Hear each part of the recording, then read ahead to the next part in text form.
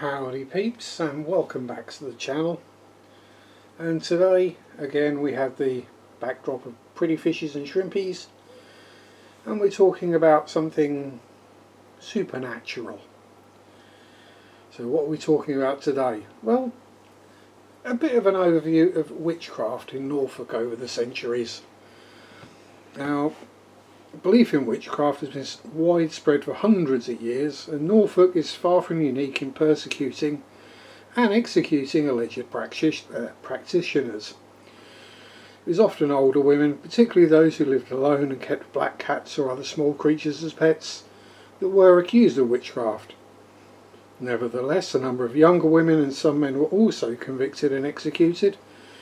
Traditional method of tying put my teeth in. Traditional method of trying a person believed to be a witch was by so-called swimming. This often involved tying a rope around the accused's neck, binding their hands and feet, and then lowering them into a river or lake. If they floated, they were guilty. If they didn't float, they drowned, but they were innocent. Amazingly, this catch-22 situation was considered a fair and just way of determining a person's guilt. A formal trial of sorts was sometimes held, but the odds were stacked against the accused, and flimsy or concocted evidence was often sufficient to ensure the death sentence. In Norfolk, most convicted witches were hung, but some were burned to death. In Norwich, a ducking chair was installed at Fry Bridge over the River Wensum to enable the swimming of suspected witches. I'm struggling with my voice today, I do apologise. Lollard's Pit on what is now Riverside Road in Norwich was an infamous place of execution by burning, where violent death was served up as public entertainment for large crowds. The word Lollard may have come from the Dutch from mumbler, and it's thought that at least 50 people were killed at Lollard's Pit. Some burned as witches, others as dissenters or heretics. Executions at the former chalk pit, where material was excavated to form the foundations of Norwich Cathedral, started in the early 15th century and continued until the late 16th. 4 young women convicted of witchcraft were executed there in the late 16th century. One is said to have broken free and crawled up the sides of the pit several times, but each time the baying mob returned her to the flames, where she finally succumbed. Mary Oliver was probably the last alleged witch to be burned in Norwich as late as 1659. But she met her fate in the castle ditches, a location also used to hang them. Matthew Hopkins, the infamous, yes, that Matthew Hopkins, the self-titled witch-finder general, who oversaw the torture and trial of hundreds of alleged witches throughout East Anglia, visited Norfolk in 1645, a year which, surprisingly, saw a large increase in the numbers accused and convicted. In Norwich, he is said to have attended the trial of at least 40 supposed witches. Those sentenced to death in Norwich were locked up in the Guildhall before being paraded through the city's narrow streets. Householders along the route were encouraged to hurl rotten fruit and veg, and even empty their chamber pots on the prisoners. Those destined to die at Lollard's Pit often spent their last night either incarcerated in holding cells beside the pit, or in the dungeon below Cow Tower on the opposite bank of the River Wensum. The Cow Tower is still there. After their death sentence was confirmed at the Bishop's Palace, the condemned person was handed over at the city gate and led to their fate across the river, over the ancient Bishop Bridge, which is also still there. A public house for many years called the Bridge House is believed to have been built above the holding cells. In 2012 it was controversially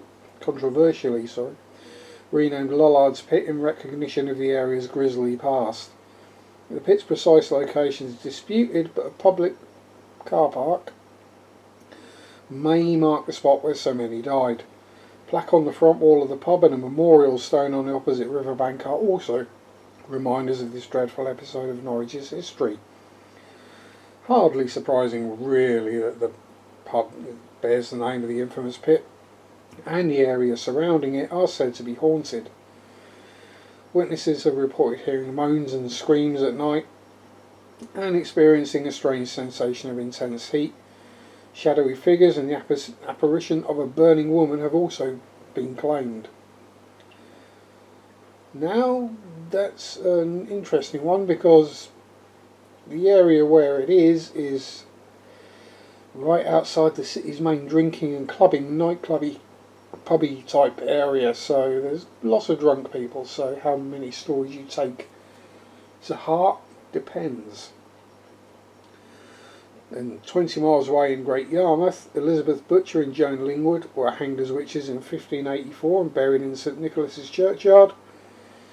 9 women and 2 men stood trial for witchcraft at the Great Yarmouth Toll House, which is now actually a museum, in 1645, after Hopkins had identified them as likely practitioners. 5 women were found guilty and hung, including Elizabeth Bradwell. She was accused of making a wax image of a boy. Yes. And putting a nail through its head. Her victim, who had suddenly become very ill, said to have quickly recovered. Bradwell's fate was sealed after she apparently made a full confession, though how much persuasion was required is not recorded. Yes, torture was also a thing back then, unfortunately.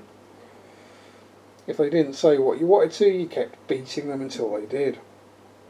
The other unfortunates also hanged were Alice Cleswell, or Clipwell. Shows up differently in different bits of ancient paperwork. Spelling was an issue back then. Not everyone could actually read and write. Bridgetta Howard, Maria Blackburn, or Blackburn again, and Elizabeth Dudgeon. They're all buried in St Nicholas's churchyard on the 29th of September 1645. Others in the town may have met a similar end, but the records are a bit sketchy for then, which, nearly 400 years ago, so you can't complain. 2 sisters born in Yarmouth were also unlucky enough to be caught up in the infamous Salem witch trials in Massachusetts. Rebecca Nurse and Mary Easty were found guilty and hanged in 1692, having lived in Salem since 1640, also having left Norfolk in 1637 with their parents William and Joanna Town, supposedly for a better life in the New World. Another sister, Sarah Cloyce, was also arrested but not charged. Somewhat belatedly, Mary Easty's conviction was quashed 20 years after her death.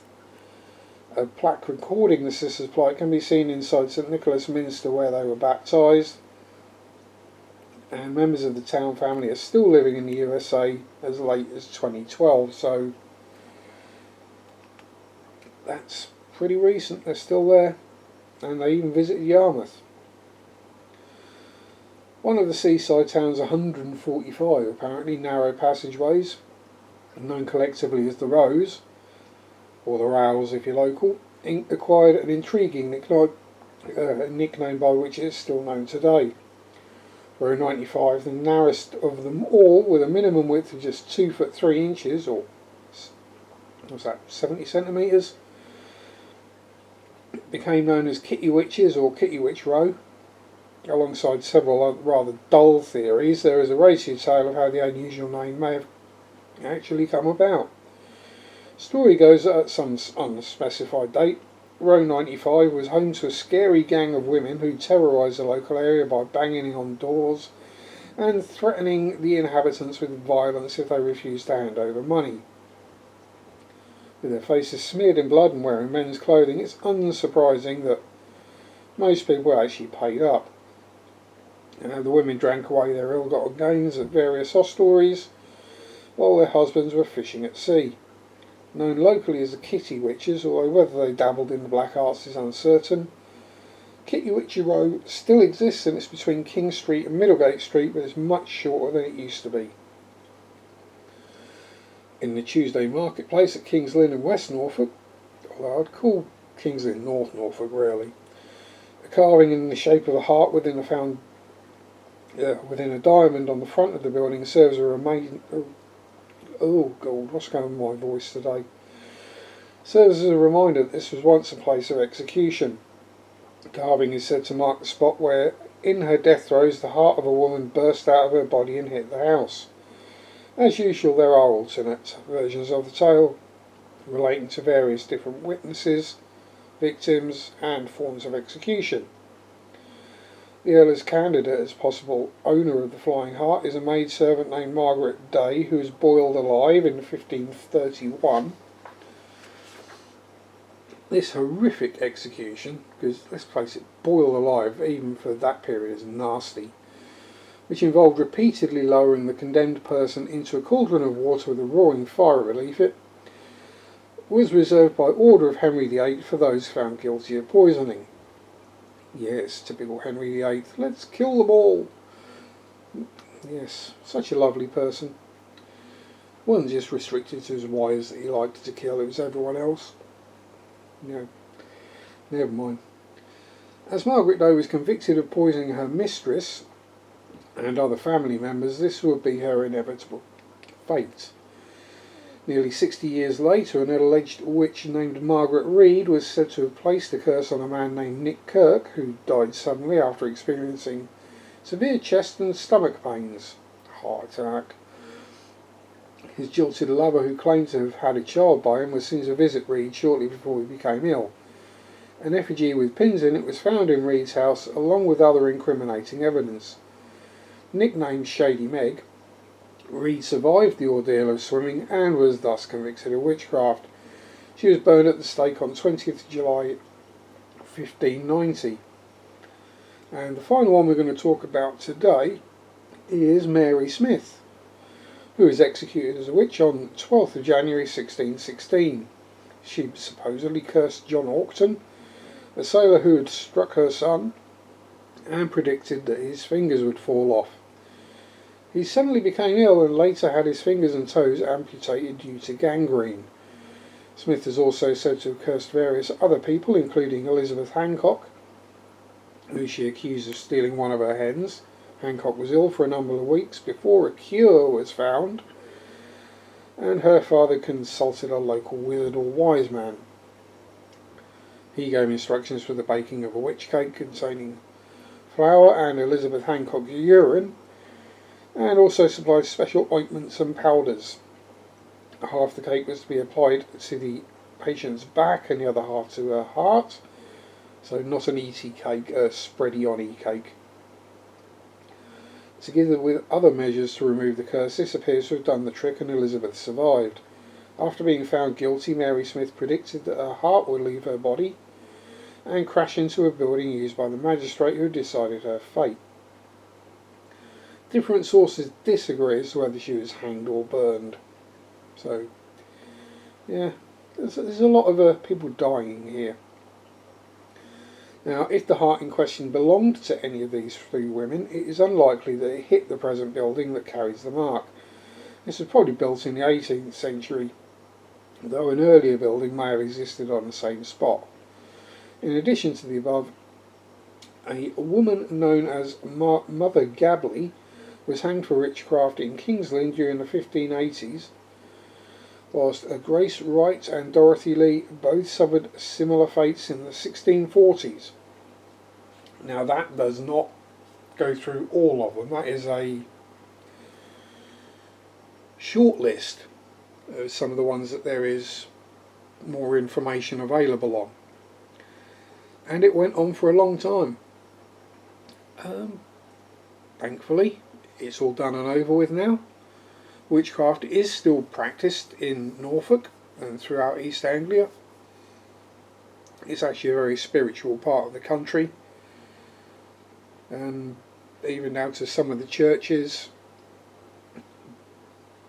being connected to it.